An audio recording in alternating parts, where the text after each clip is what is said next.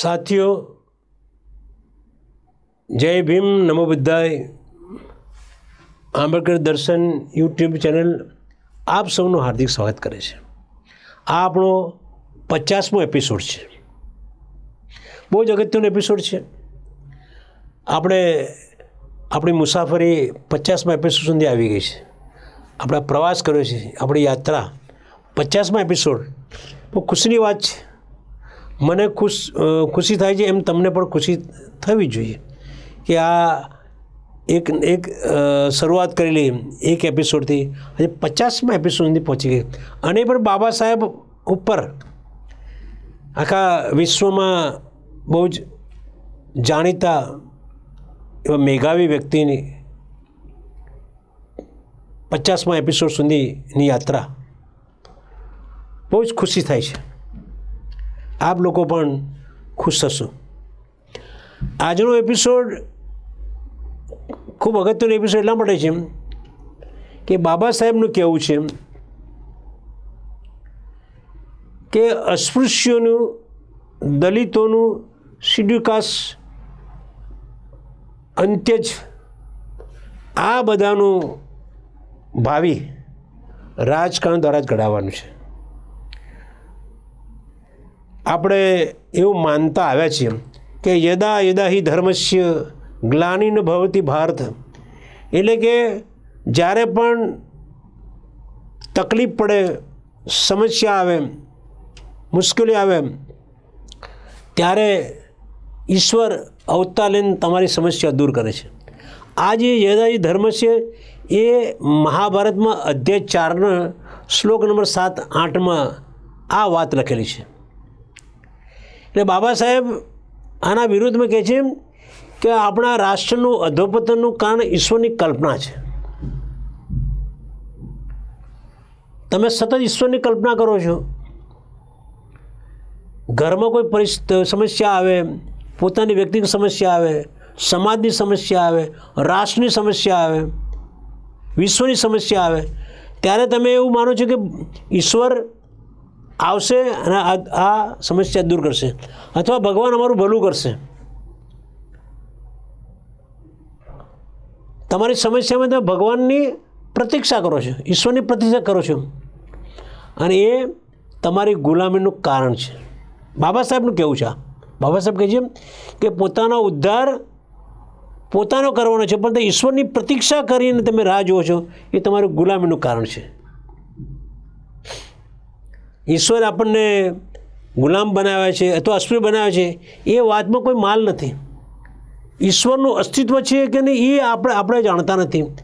એ ખાલી કલ્પના છે. આપણે તમે અસ્પૃશ્ય એ અહીંના લોકો દ્વારા, ભારતના હિન્દુ ધર્મના જે કરતા હરતા લોકો છે, જે વર્ણ વ્યવસ્થાની જે ટોપ પર છે, એ લોકો અસ્પૃશ્ય બનાવ્યા છે.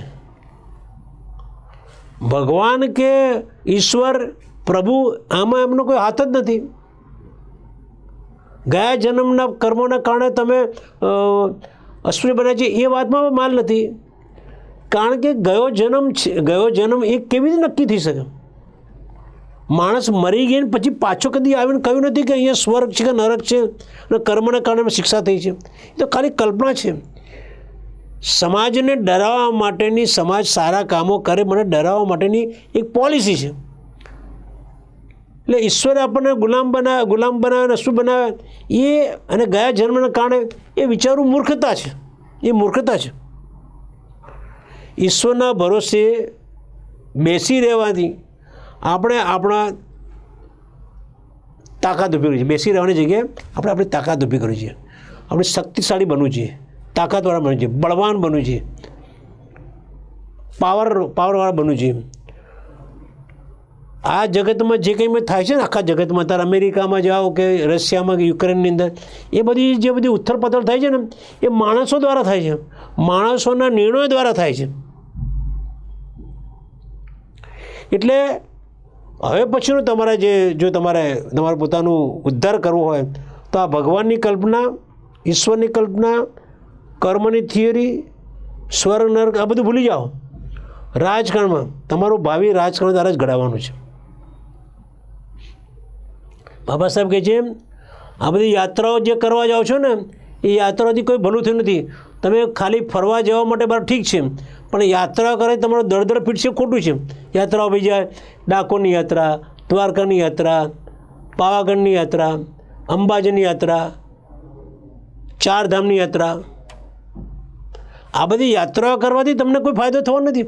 તમને ફરવા મળે જુદી, તમે અલગ અલગ જગ્યાએ જાઓ, પણ એ યાત્રાઓ કરવાથી તમને તમારું દળદળ ફીટશે, તમે સુખી થઈ જશો, એ માનવું ખોટું છે. ઉપવાસ કરવાથી પણ કંઈ ભલું થવાનું નથી.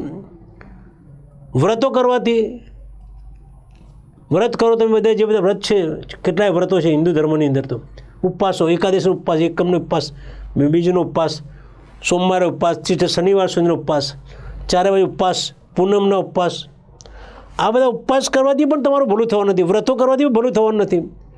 જપ કરવાથી, જપની માળા જપવાથી, કે પછી હનુમાન ચાલીસા કરવાથી, એ બધાથી તમારો ઉદ્ધાર થવાનો નથી. અને રાત દિવસ ધર્મ પુસ્તકો વાંચવાથી, એ પોથીનું પઠન કરવાથી પણ તમારો ઉદ્ધાર થવાનો નથી. અને આ બધી જે પારાયણો જે થાય છે, એ પારાયણથી પણ તમારો ઉદ્ધાર થવાનો નથી. અને કેમ ઉદ્ધાર નહીં થવાનો? આપણા વડીલો આ બધું કરતા જ આવ્યા છે વર્ષોથી. વડીલો કરતા આવ્યા છતાં પણ એમની દયાજનક સ્થિતિમાંથી કોઈ ફેરફાર થયો નથી. એમની સ્થિતિ એ જ દયાજનક સ્થિતિ છે.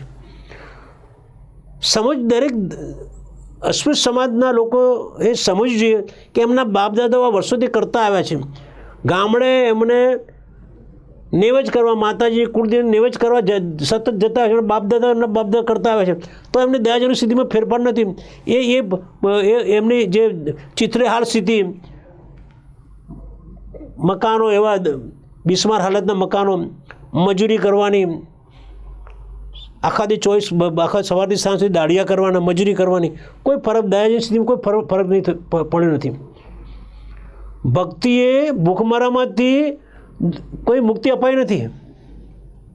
ભક્તિ કરવાથી ભૂખમરો દૂર થાય ને, ભક્તિ કરવાથી કશું થયું નથી. એ જ ભીખ માગવાના, હાંડલા કુસ્તી એ જ કરે છે. તમારો ઉદ્ધાર એકમાત્ર રાજકારણથી થવાનો છે. આ ધર્મની બધી આ ક્રિયાકરણો, ધર્મની બધી વિધિઓ બધું બંધ કરી દો, રાજકારણમાં પડો. તમારો ઉદ્ધાર કરવાનો એકમાત્ર રસ્તો રાજકારણ છે. અને એ રાજકારણમાં જઈને તમારે કાયદા બનાવવાના છે, કાયદા ઘડવાના છે, અને સત્તા પ્રાપ્ત કરવાની છે. સત્તા પ્રાપ્ત કરવા માટે, સત્તા પ્રાપ્ત કરીને કાયદા ઘડો, જેના કારણે તમે આગળ વધી શકો. એટલે રાજકારણ તરફ લક્ષ આપો. બાબા સાહેબે આ 1933માં આ વાત કરેલી છે. એટલે આજે વિષય રાજકારણનો છે. આ 50મો એપિસોડ છે. આજે કાંશીરામ બહુજન સમાજ પાર્ટીના સંસ્થાપક, બામ સાહેબના સંસ્થાપક એવા કાંશીરામનો જન્મદિવસ છે. એમને આપણે શુભેચ્છા પાઠવીએ છીએ. 15/3/1934માં એમનો જન્મ થયેલો છે. અને એમને સમગ્ર જીવન એમને દલિત સમાજના હિત માટે વિતાવ્યું. સાયકલ પ્રવાસ કરીને, ઘેર ફરીને, વિસ્તારો ફરીને, ઝૂંપડપટ્ટીમાં રહીને એમણે આખો એક પક્ષ ઊભો કર્યો. એમનો આ જન્મદિવસ છે, એટલે એ પણ આપણે જોડે યાદ કરી દે. એ રાજકારણ પડ્યા, જેના કારણે બહુજન સમાજ પાર્ટી બનીને ઉત્તર પ્રદેશમાં 4 વર્ષ સુધી માયાવતીબેન મુખ્યમંત્રી બન્યા. એ રાજકારણના કારણે એ પોતે આગળ વધી શક્યા. તો રાજકારણમાં પડવાની વાત આજે બાબા સાહેબ કરી છે. એટલે હવે પછીનું ભાવિ તમારું રાજકારણ દ્વારા ઘડાવવાનું છે. એટલે અસ્પૃશ્ય સમાજના, એટલે દલિત સમાજના ઘેર લોકો, ગામડા શહેરની અંદર રહેતા, નગરોમાં રહેતા દરેક ઘરની અંદર બધા જ યુવાનો, વડીલો, સિનિયર રાજકારણમાં પડો, રાજકારણમાં જાઓ, રાજકારણમાં રસ લો. કોઈ પણ પાર્ટીમાં જોડાઈ જાઓ, પણ રાજકારણમાં રસ લો. રાજકારણમાં રસ લેવાથી તમારી જાગૃતિ વધશે, તમારું જ્ઞાન વધશે. મુસ્લિમ સમાજ જો રાજકીય રીતે જાગૃત સમાજ છે. શ્રવણ સમાજ જો રાજકીય જાગૃત સમાજ છે. ફક્ત અસ્પૃશ્ય સમાજ રાજકીય રીતે જાગૃત નથી. એનું કારણ છે કે રાજકારણમાં જતાં ડરે છે, ગભરાય છે કે હું આ પાર્ટીમાં જઈશ તો પેલી પાર્ટીવાળાનો વિરોધી થઈ જશે. ભલે વિરોધી થવાય, આમે આપણા જીવનની અંદર ઘરમાં અને બહાર બધી જગ્યાએ વિરોધીઓ છે જ. ઘરમાં વિરોધી બેઠા છે, કુટુંબમાં વિરોધી બેઠા છે, સોસાયટી ચાલી જ્યાં રહેતા હોય ત્યાં પણ બધા વિરોધી બેઠા છે. વિરોધ થવાનો જ છે. એ જે કંઈક કામ કરે છે એમનો વિરોધ થવાનો છે. જે કશું કરતા જ એનો વિરોધ થવાનો નથી. વિરોધ થવાનો પણ રાજકારણમાં જાઓ, એવું બાબા સાહેબે કહેવું હતું. હવે બાબા સાહેબે જાહેરાત કરી કે હિન્દુ ધર્મ જન્મ્યો એ મારા હાથની વાત નથી, પણ હિન્દુ ધર્મ મરીશ નહીં. એટલે ધર્માંતરની ઘોષણા કરી. બાબા સાહેબ ઠેર ઠેર લેક્ચર લીધા, મહાર સમાજને લેક્ચરો લીધા. ઇવન જે રૂપજીવીનીઓ છે, દેવદાસીઓ, એમનું પણ 500 દેવદાસીઓને માં અમને લેક્ચર આપ્યું અને એમને જાગૃત કર્યા કે રાજકારણમાં પડો, ધર્માંતર કરો અને આ ધંધો છોડી દો. બાબા સાહેબને કહ્યું કે આ ધંધો છોડી દો, આ ધંધો બરાબર નથી, કષ્ટ બેઠો પણ આ ધંધો છોડી દો. તમારું ચારિત્ર્ય વેડફાય છે, ચરિત્રહીન ગણાવો તમે. એટલે જે દેવદાસીઓ હતી, જે ખાસ કરીને મોટાભાગની અસ્પૃશ્ય સમાજની દેવદાસીઓ હતી 500, એમને બાબા સાહેબ કહ્યું આ ધંધો છોડી દો ને તમે સારા બનો, કષ્ટ વેઠો, થોડા પૈસાની તકલીફ મજૂરી કરીને પણ તમે આ ધંધામાંથી બહાર આવો. એ બાબા સાહેબે કહ્યું અને ધર્માંતર કરવાની વાત કરી બાબા સાહેબે. એ પછી બાબા સાહેબ અને જાણવા મળ્યું કે ગવર્મેન્ટ ઓફ ઇન્ડિયા જે એક્ટ છે, ગવર્મેન્ટ ઇન્ડિયા 1935નો, એનો અમલ શરૂ થઈ ગયો છે. 8/8/35ની અંદર સર સેમ્યુઅલ હોર એમને આ કાયદો બનાવ્યો અને પ્રણેતા હતા એમના સેમ્યુઅલ હોર. એમને ગવર્મેન્ટ ઓફ ઇન્ડિયા એક્ટ 1935 બનાવ્યો અને એનો 8/8/35ના રોજ એનો અમલ શરૂ થઈ ગયો. 8 ઓગસ્ટ 1935 એનો અમલ શરૂ થઈ ગયો. એનું નવું બંધારણ આવી ગયું અને એવી વાતો પણ શરૂ થઈ ગઈ. હવે ચૂંટણીઓ પણ આવશે. ચૂંટણીઓ કઈ રીતે આવશે? આખા ભારતમાં જ્યાં જે અલગ અલગ પ્રાંત છે ત્યાં બધી ચૂંટણીઓ થશે. મુંબઈમાં ચૂંટણીઓ થશે, મદ્રાસમાં ચૂંટણી થશે, બીજા રાજ્યોમાં ચૂંટણી થશે. એટલે ચૂંટણીઓની જાહેરાત વાત થઈ. આ જ્યારે ગવર્મેન્ટ ઓફ ઇન્ડિયા એક્ટ 1935 આવ્યો એટલે હવે ચૂંટણી થવાની છે. એટલે બાબા સાહેબને થયું કે ચૂંટણીઓ આવવાની હોય તો પછી આપણે ચૂંટણી લડવી પડે. રાજકારણમાં જ્યાં ઉદ્ધાર નથી તો રાજકારણ જવા માટે તમારી પાસે તમારો પક્ષ હોવો જોઈએ. બાબા સાહેબ તો કયા પક્ષમાં જાય? કોંગ્રેસમાં તો એ જવાના નહોતા. કોંગ્રેસ તો એ કોંગ્રેસના વિરોધી હતા. વિરોધી એટલા માટે હતા કે એમાં ગાંધીજી હતા. એટલા માટે ગાંધીજીનું જે વલણ હતું દલિતોના વિરોધી માણસનું, અને એમને કોંગ્રેસને એવા વિરોધી બનાવી દીધેલા હતા. એટલે બાબા સાહેબ કોંગ્રેસમાં જવાના હતા. કોમ્યુનિસ્ટ પાર્ટીમાં એટલા માટે જવાના હતા કે એમને ખૂન ખરાબા ગમતા નથી. લોહિયા ક્રાંતિમાં એમ રસ નહોતો બાબા સાહેબને, એટલે કોમ્યુનિસ્ટ પાર્ટીમાં ગયા નહીં. એટલે બાબા સાહેબ કે ભાઈ આપણી પોતાની પાર્ટી હોય છે. એટલે કાંશીરામે બહુજન સમાજ પાર્ટી બનાવી. એટલે બાબા સાહેબે 1936ની અંદર 11 ઓગસ્ટના દિવસે એમને એમના સાથીઓને બધી જગ્યાએ મિટિંગો કરીને એમને કહ્યું કે આપણે એક રાજકીય પાર્ટી બનાવી છે. અને રાજકીય પાર્ટી 11/8/1936માં એમને એક પાર્ટી ઊભી કરી, રાજકીય પાર્ટી. હવે એનું નામકરણ કેવું કર્યું તમને નવાઈ લાગશે કે પોતે દલિત સમાજમાંથી અસ્પૃશ્ય સમાજમાં આવતા હતા તો એ અસ્પૃશ્ય સમાજનું નામ આપી શક્યા હતા. દલિત પાર્ટી, સ્વતંત્ર દલિત પક્ષ એવો આપી શક્યા હતા. પણ બાબા સાહેબ કેમ હવાના જમાનામાં એક આવા દલિત સમાજ, એક સમાજની પાર્ટી ચાલી શકે નહીં. બાબા સાહેબ એ વખતે કહ્યું કે જાતિવાદી પાર્ટીઓ ચાલી શકે નહીં. એટલે બાબા સાહેબે એમના સાથીઓએ કહ્યું કે આપણે સ્વતંત્ર થવું છે. એટલે સ્વતંત્ર શબ્દ આપણે પહેલાં મૂકીએ, સ્વતંત્ર. અને આખા ભારતની અંદર જે શહેરોમાં છે એ પણ મજૂરો છે અને ગામડામાં ખેતી કરે એ મજૂરો છે. બરાબર? એટલે મજૂરોની પાર્ટી, સ્વતંત્ર મજૂર પક્ષ એવું નામ આપ્યું અમને. અને મજૂરોમાં દલિતો આવી જ જાય છે. કારણ કે બધા મોટાભાગના લગભગ 99.99% જે દલિતો છે બધા મજૂરો છે. શહેરના મજૂરો, ગામડાના મજૂરો, ગામડાના ખેત મજૂરો હોય, ઘેરના શહેરની અંદર શહેરના મજૂરો હોય, મિલ કામદાર હોય કે શારીરિક શ્રમ કરતા હોય, મજૂરો છે. એટલે એમને એવી પાર્ટી બનાવી, સ્વતંત્ર મજૂર પક્ષ. અંગ્રેજીમાં નામ છે ઇન્ડિપેન્ડન્ટ લેબર પાર્ટી, હિન્દીમાં છે આઝાદ મજદૂર પક્ષ. આવી પાર્ટી બનાવી બાબા સાહેબે. પાર્ટી બનાવ્યા પછી એમને ઠેર ઠેર બધી જગ્યાએ પ્રચાર શરૂ કરી દીધો.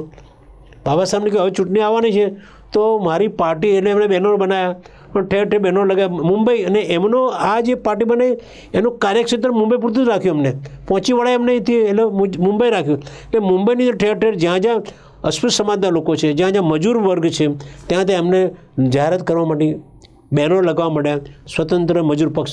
લોકોને પણ રસ પડવા માંડ્યો કે આપણી પોતાની પાર્ટી, આપણી પોતાની પાર્ટી બની રહી છે, તો બધા રસ લેવા માંડ્યા. આ બધા પ્રવાસ ફરવાથી બાબા સાહેબને થોડી તબિયત બગડી ગઈ. એટલે બાબા સાહેબ એ વખતે બાબા સાહેબને સારવાર કરવા માટે યુરોપ ગયા. સારવાર કરવા માટે સ્વિટ્ઝરલેન્ડ ગયા, એમ કહેવાય સ્વિટ્ઝરલેન્ડ ગયા, વિયેના, જીનેવા, પછી લંડન, આ બધી જગ્યાએ જ્યાં પણ જેમને સારવાર કરવાની ત્યાં 2 મહિના સુધી એ યુરોપમાં રહ્યા સારવાર માટે. આરામ કર્યો અને સારવાર કરી. અને છેલ્લું એક અઠવાડિયું એ લંડન ગયા. લંડનમાં જવા માટેના 2 કારણો હતા. એક કારણ એ હતું કે બ્રિટિશમાં, એટલે લંડનમાં, ઇંગ્લેન્ડની અંદર, ઇંગ્લેન્ડમાં મજૂર પક્ષ હતો, લેબર પાર્ટી હતી. એટલે બાબા સાહેબે સ્વતંત્ર મજૂર પક્ષ બનાવ્યો. એ મજૂર પક્ષની જેવો જ પક્ષ ઇંગ્લેન્ડમાં હતો. એટલે એ ઇંગ્લેન્ડના જે આ પક્ષના જે પદાધિકારીઓ છે, એમના વેરવિસ્તરો છે, એમને ત્યાં જઈને એમની મુલાકાત લઈ, એમને એમના કાયદા કાનૂન, એમના બંધારણ બધું સમજ્યા બાબા સાહેબ. બધું ત્યાં જઈને બધા સમજ્યા.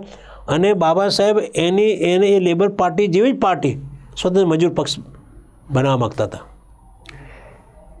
એક હતું. બીજું એમને હતું કે હું ધારો કે શીખ ધર્મ પાળું, શીખ ધર્મ સ્વીકારું, તો શીખ ધર્મ સ્વીકાર્યા પછી મને જે પુના કરારના જે કંઈક મને લાભ મળવાનો છે એ લાભ મળશે કેમ?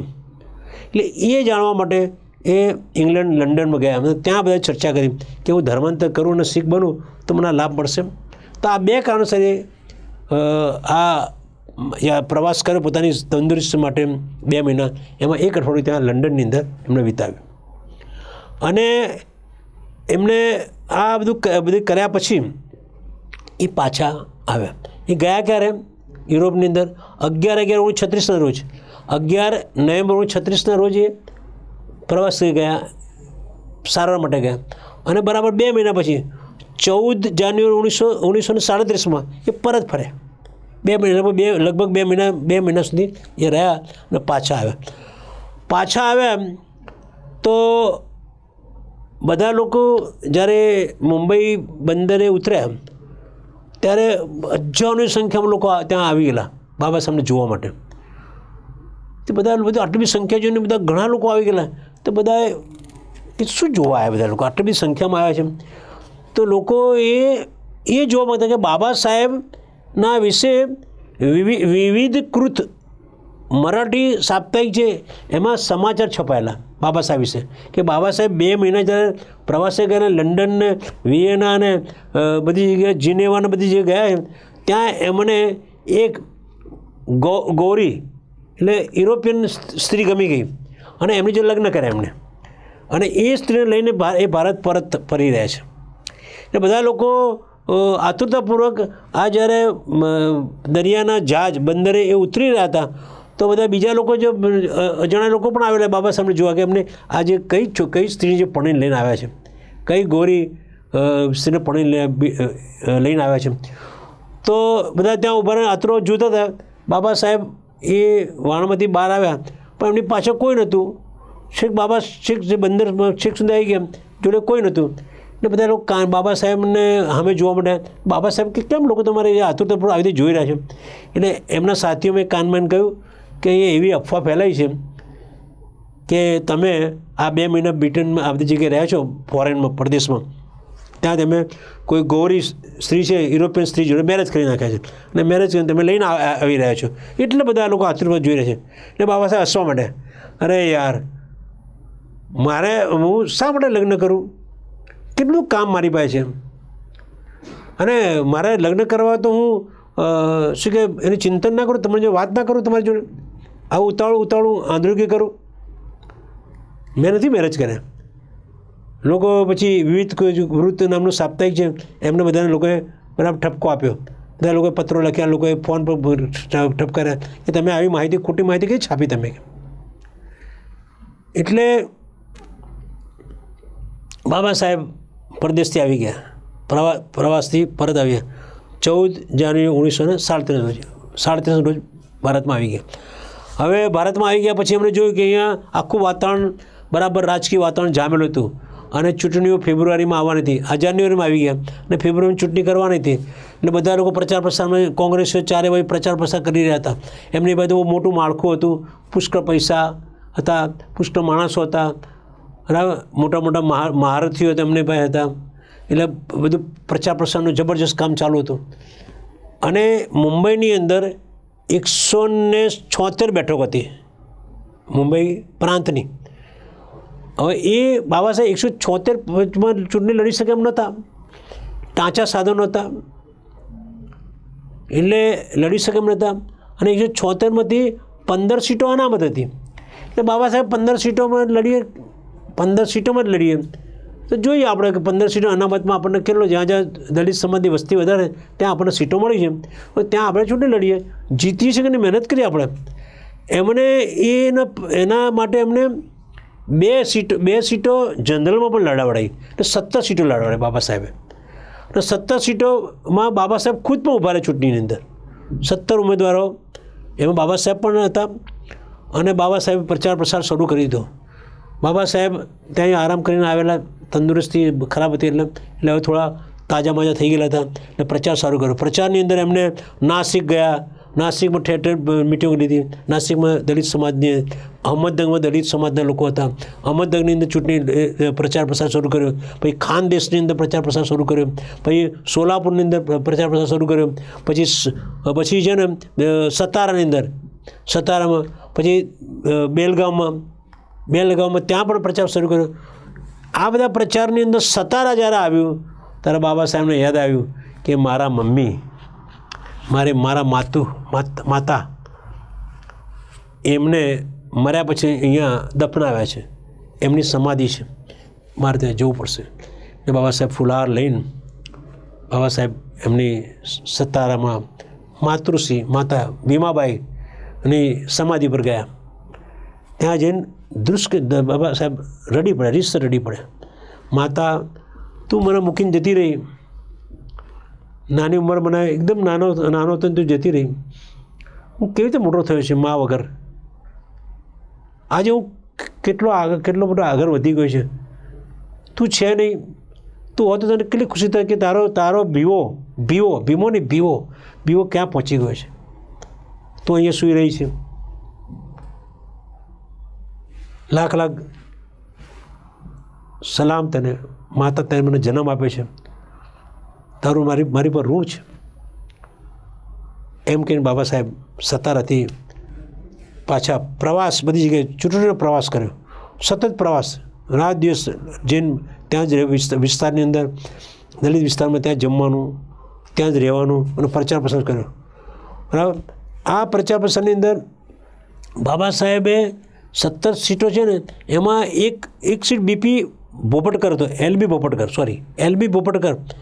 એ પહેલાં કોંગ્રેસી હતો, કોંગ્રેસની મોટી પોસ્ટ પર હતો, પણ કોંગ્રેસની અંદર માફક ના આવી. કોંગ્રેસ બધી માથાકૂટ જોઈને પછી નીકળી ગયો. અને પછી એને પોતે ડેમોક્રેટિક સ્વરાજ્ય પાર્ટી બનાવી, અને એમાંથી એ માણસ ચૂંટણી ઊભા રહે, એલબી ભોપટકર. બાબા સાહેબ એલબી ભોપટકરને એને સપોર્ટ જાહેર કર્યો અને એમના પ્રચાર પ્રસાર પણ કર્યો. એમને બાબા સાહેબ ખુદ ઊભા રહેલા, એલબી ભોપટકરનો પ્રચાર કર્યો. તો બાકીના ઉમેદવાર 17 બીજા 15 ઉમેદવાર બધાને પ્રચાર પ્રસાર એમનો કર્યો. અને ચૂંટણી પ્રચાર પ્રસાર શરૂ કર્યો. પણ તમને નવાઈ લાગશે કે ભારત દેશમાં તકલીફ છે જ. ભારત દેશમાં અસ્પૃશ્ય સમાજ આગળ કેમ વધતો નથી કે અસ્પૃશ્ય સમાજ એની સંગઠિત તાકાત એકતા નથી. એમની જે પેટા જ્ઞાતિઓ છે એ પેટા જ્ઞાતિઓ એટલે એ લોકોએ મજબૂત કરી દીધી છે કે એના કારણે એ લોકોમાં એકતા જોવા મળતી નથી. ને બાબા સાહેબ જ્યારે ચૂંટણી ઊભા રહ્યા ત્યારે બાબા સાહેબની સામે બાબા સાહેબ મહાર કોમ્યુનિટીમાંથી આવતા હતા અને કોંગ્રેસી લોકોએ બાબા સાહેબની સામે ચાંભાર સમાજ તે ચાંભાર કહેવાય, ચાંભાર સમાજના પી બાલુ ક્રિકેટર હતા. એ પી બાલુને એમની સામે ઊભા રાખ્યા. બાલુને બાબા સાહેબ એટલી બધી મદદ કરેલી, કેટલી બધી પોસ્ટમાં મદદ કરી લીધી. એમને મુંબઈ મહાનગરપાલિકામાં એમને મદદ કરી બાબા સાહેબે, સામે જઈને મદદ કરેલી એમને પોતે આગળ વધવા માટે. એ વ્યક્તિ બધું ભૂલી જઈને બાબા સાહેબની સામે ઊભા રહ્યા ઇલેક્શનમાં. ક્રિકેટર પી બાલુ અને પી બાલુ એ ઉમેદવાર ધારો કે સક્ષમ ના હોય અને અસ્પૃશ્ય લોકોના વોટ, મહાર સમાજના અને ચાંભાર સમાજ વોટ બાબા સાહેબને મળે અને બાબા સાહેબ પાસે જીતી જાય તો. અને બીજું કે ચાંભાર સમાજના લોકો બાબા સાહેબને વોટ ના આપે એટલે પી બાલુ ઊભા રાખે. પણ જોડે જોડે એમને દેવરૂખ કરીએ ચાંભાર સમાજના, રાજભોજે ચાંભાર સમાજના, એ ત્રણને બાબા સાહેબને ડમી ઉમેદવાર તરીકે બે ડમી ઊભા રાખે એટલે બાબા સાહેબને વોટ ના મળે. કેવી કરુણતા છે! દલિત સમાજની અંદર પેટા જ્ઞાતિઓ નાબૂદ કરવી જોઈએ, પેટા જ્ઞાતિઓ રહેવી ના જોઈએ. બધા જ એક નેજા હેઠળ ભેગા થઈને લડે તો આખા ભારતની અંદર એની કાયાપલટ થઈ જાય. અસ્પૃશ્ય સમાજની કાયાપલટ કરવા માટે પેટા જ્ઞાતિને પરગણા નાબૂદ કરવા પડે, સંગઠિત તાકાત બનાવવી પડે. આ સંગઠિત તાકાત નથી. ગુજરાતમાં તો બધા જ મોટા ભાગના લોકો છે જે અસ્પૃશ્ય સમાજના, દલિત સમાજ લોકો પેટા જ્ઞાતિઓ એટલી બધી મજબૂત કરી નાખી છે કે આજે એમને સમજાવવા અઘરું થઈ પડ્યું છે. પેટા જ્ઞાતિઓ તમે હોલો બનાવો, તમે તમારા બીજી સંસ્થાઓ બનાવો, ઠીક છે, પણ તમારા મગજની અંદર બીજી જ્ઞાતિ પેટા જ્ઞાતિ વચ્ચે વેરઝેર ના હોવી જોઈએ. પણ ગુજરાતની અંદર વણકર, ચમાર, સૈનવા, ગરો બ્રાહ્મણ, ગુરુ બ્રાહ્મણ, નાડિયા, વાલ્મીકી સમાજ, તુરી, આ બધા જ લોકો, તુરી બારોટ, આ બધા જ લોકો એકબીજા પ્રત્યે વિખવાદ, એકબીજા શું કે એમને વચ્ચે મિત્રતા નથી, અદેખાઈ આ છે, જેના કારણે દલિત સમાજની એકતા બનતી નથી. મારું આ સમાજને ખાસ કહેવાનું છે તો મારે એમને વિનંતી છે કે આ બધી પેટા જ્ઞાતિઓ નાબૂદ કરો, પરગણાઓ નાબૂદ કરો, અસ્પૃશ્ય સમાજ તરીકે એક થાવ તો આગળ વધીશું. બાબા સાહેબની સામે ત્રણ ચાંભાર સંબંધે લોકોને ઊભા રાખ્યા એટલે બાબા સાહેબ હારી જાય. કોંગ્રેસીએ એને કારસ્તાન કર્યું, પણ બાબા સાહેબની એ કેવી મોટી હસ્તી. બાબા સાહેબ 17/2/1937 દિવસે આ ચૂંટણીનું પરિણામ આવ્યું અને એ બીજા મહિનામાં ચૂંટણી થયેલી હતી અને બીજા મહિનામાં ચૂંટણી થઈ અને એ ચૂંટણી 17/2/1937 એનું પરિણામ આવ્યું અને બાબા સાહેબ જીતી ગયા. ત્રણે હારી ગયા. ઇવન LB પોપટકર પણ હારી ગયા, એ પણ હારી ગયા. એ ડેમોક્રેટિક સ્વરાજ પાર્ટી હતી, એમાં હારી ગયા. એટલે બાબા સાહેબ એવા વ્યક્તિ હતા, મેઘાવી વ્યક્તિ, બહુ જ જ્ઞાની, પ્રજ્ઞાવાન, અંગ્રેજીના ખાટું, દુનિયાના બધા દેશોના અભ્યાસ કરનારા, દુનિયાની ઇતિહાસ જાણનારા, અર્થશાસ્ત્રના બહુ જ્ઞાની એવા વ્યક્તિ કેવી રીતે હારી જાય?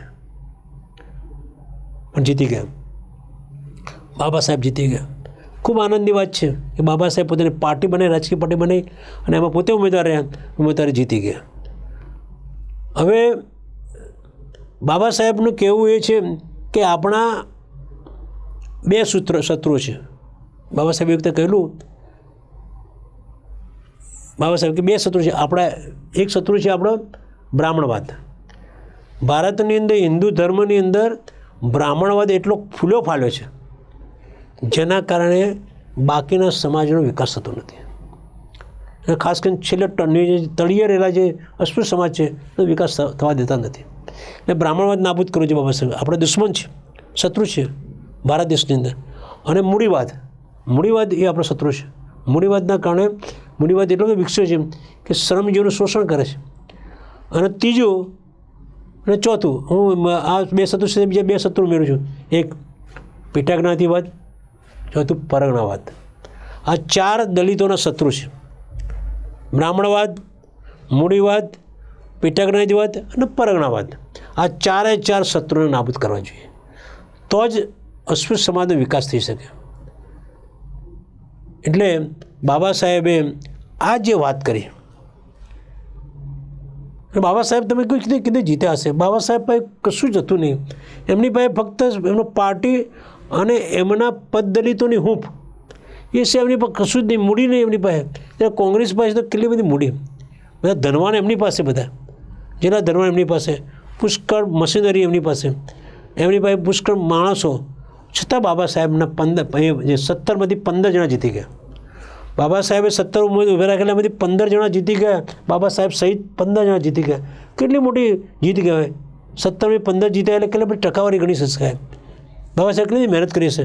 આટલા બધા કોંગ્રેસીઓને આટલી બધી મશીનરી, આટલા બધા પૈસાદાર, આટલા બધા પ્રચાર પ્રસાર, એની સામે બાબા સાહેબ એકલા હાથે 17 જણા ચૂંટી કાઢ્યા. બહુ મોટી વાત કરી. એટલે બાબા સાહેબનું કહેવું છે કે ભાઈ આ રાજકારણમાં જે જવાથી, મુંબઈની અંદર રાજકારણમાં જઈને ત્યાં હું કાયદા કાનૂન બનાવીશ, ત્યાં જઈને જે કંઈ કાયદા કાનૂન બને એની હું વોચ રાખીશ કે આમાં અસ્પૃશ્ય સમાજનું, દલિત સમાજનું અહિત ક્યાં થઈ રહ્યું છે, તો હું એના માટે અવાજ ઉઠાવીશ.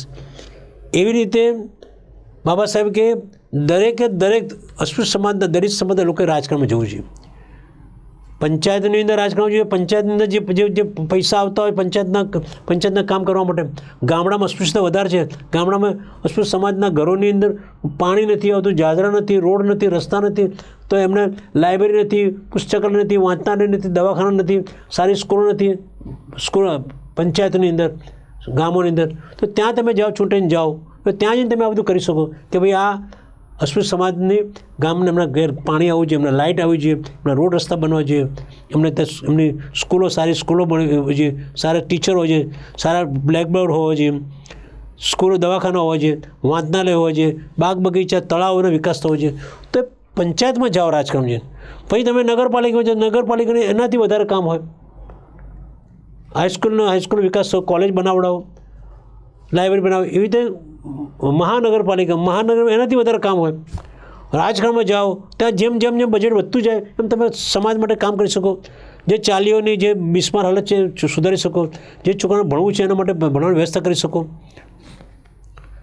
પછી તમે ત્યાં ધારાસભામાં જાઓ, ગુજરાતની ધારાસભાની અંદર, રાજ્યની, તો ત્યાં જઈને તમે કામ કરી શકો.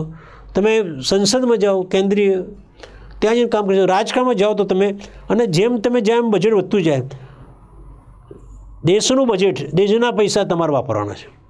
આજે જે સત્તા પર બેઠા છે એ બધા દેશમાં જે પણ પૈસા આવે છે, જે પણ ટેક્સના નાણાં, એ લોકો વાપરે છે, ચૂંટણીના પ્રચારમાં વાપરે છે, ઠેર ઠેર એમની શોબાજી કરે છે. તો એ બધા પૈસા એ લોકો એ પરસો નથી પડતા. મોદીજી કંઈ પરસો પડતા નથી, કે અમિત શાહ પરસો પડતા નથી. આપણે પરસો પડીને જે પૈસા મોકલીએ છીએ એ પૈસા વાપરે છે, તાકડ ન કરે છે.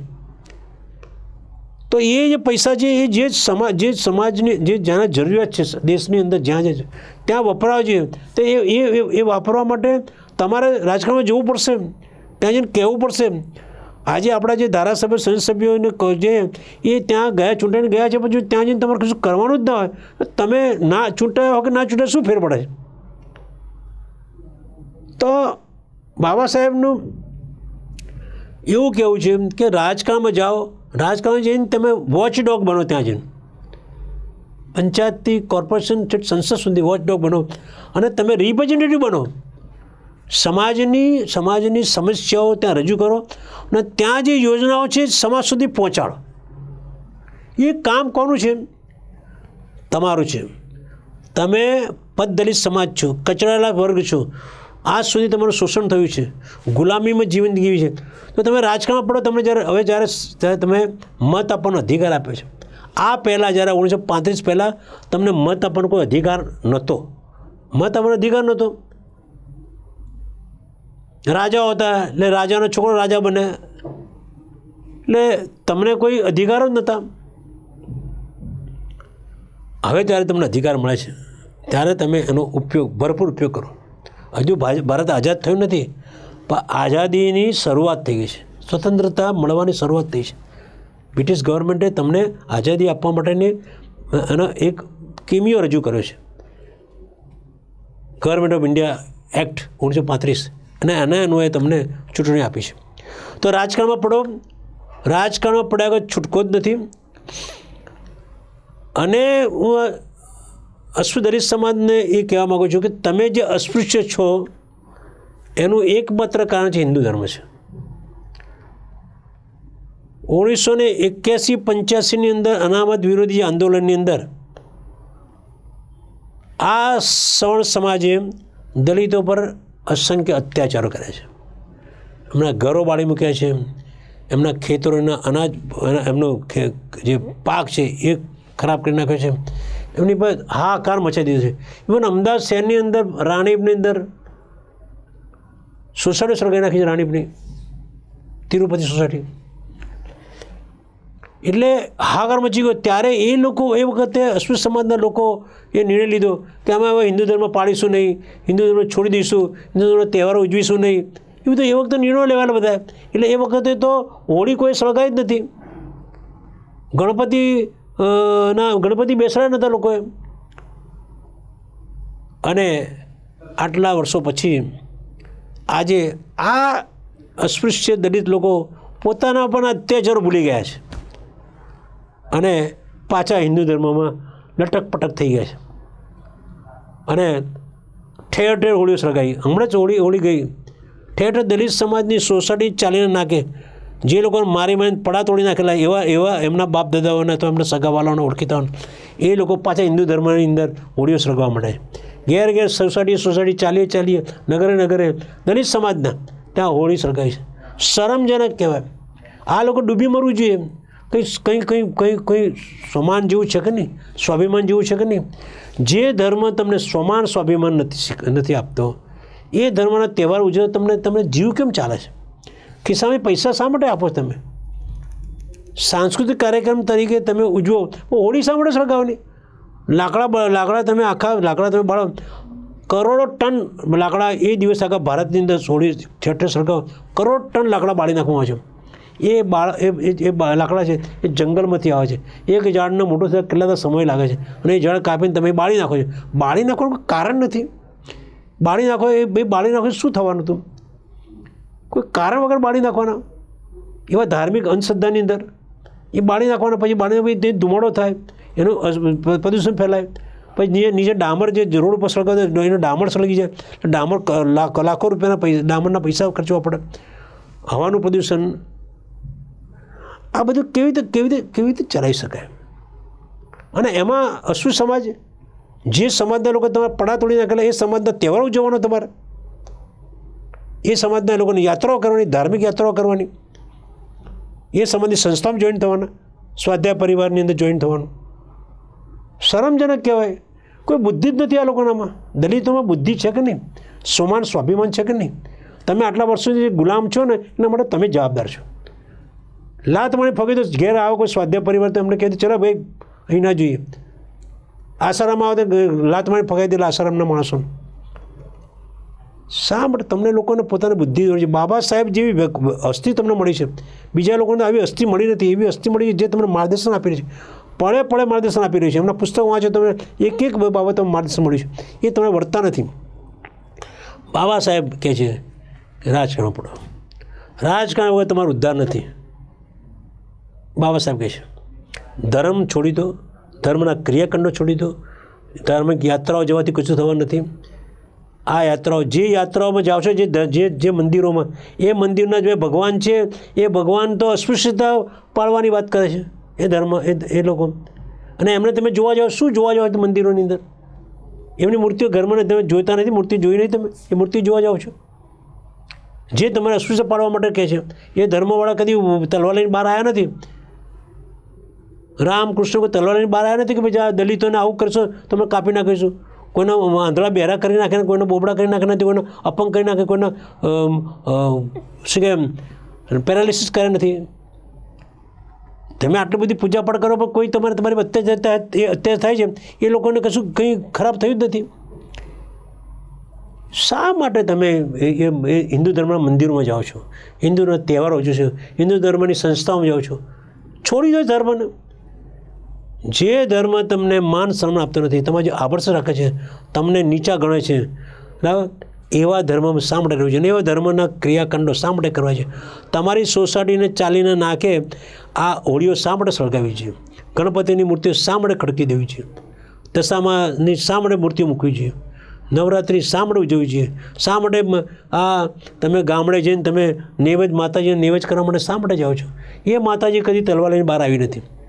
નામની કયા કુળદેવીઓ છે તમારી? તમારા કુળદેવ તમારા બાબા સાહેબ આંબેડકર તમારા કુળદેવ છે, એને માનો, એની મૂર્તિ પૂજા કરો.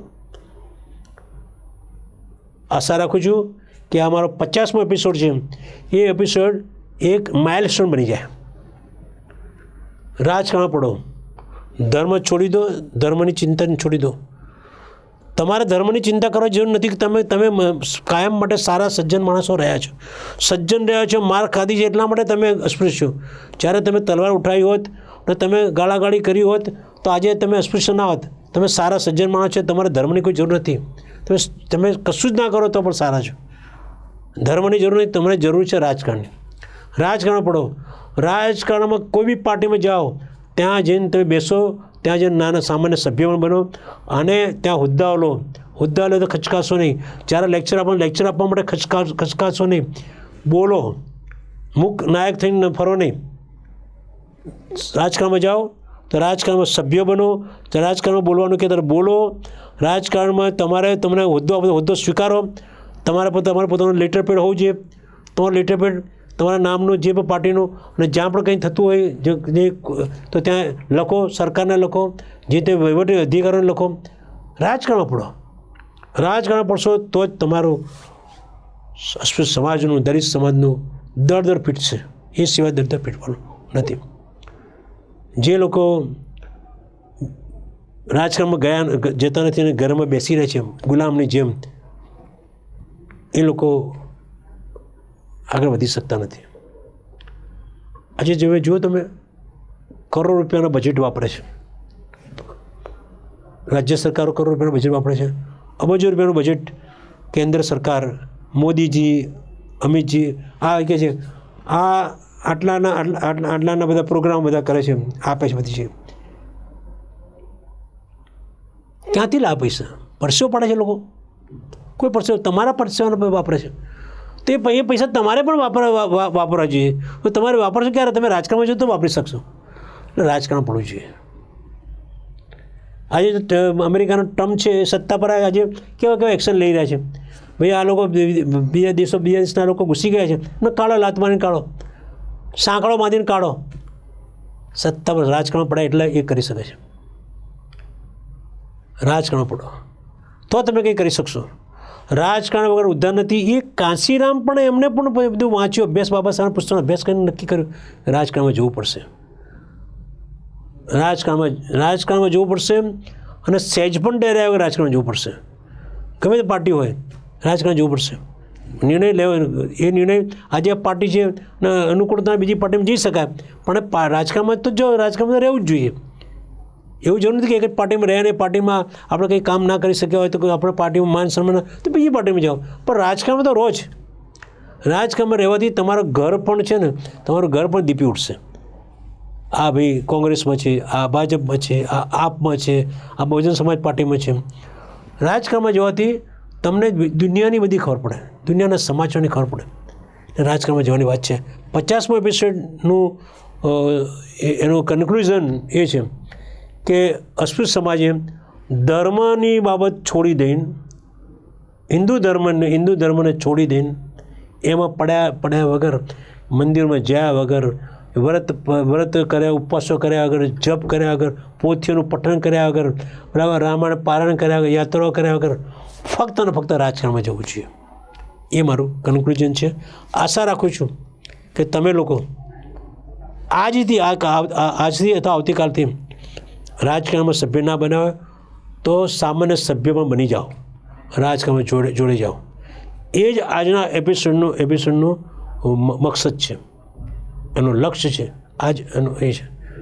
તો આશા રાખું છું કે તમે આ એપિસોડને અમલ કરશો અને કડક અમલ કરશો.